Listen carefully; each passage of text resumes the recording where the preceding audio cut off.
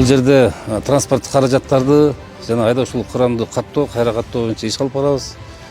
Азыркы учурда мен айтып кетет элем, түнкүсүн келип, саат 2-3-төрдө, 1-2де түнкү келип, анан өзүнчө тизме кылып, ошонун тизменин негизинде бул жерге келип, анан ошо боюнча каттап бергиле деп элдин талабы ошондой болуп атат да.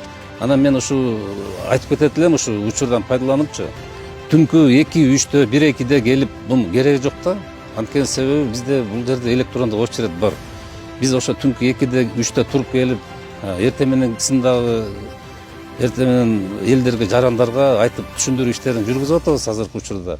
Мындай 2-3-тө келбеңиздер, шашпай эле туруп келип, саат биз 8:30-дан эртең мененки кечки 5:30га чейин иштейбиз. Ошондуктан шашпай эле туруп келсеңиздер эле жетишесиздер.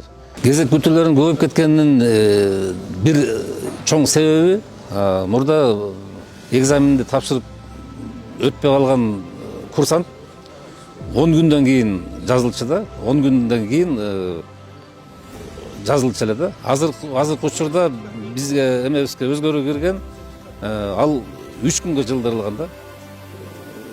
Мындайча айтканда, мисалы, курсант тапшыра албаган да, теоретический, практический экзаменди тапшыра албай калган курсантыбыз 3 күндүн ичинде келе берсе болот да. Мурда 10 күн болчу мунун аралыгычы. Ошондуктан өтпөй калгандан кийин 3 күндөн кийин кайра келип атышат да. Мен азыр түшүндүрүү иштерин жүргүзүп, адистерибиз менен айтып атабыз.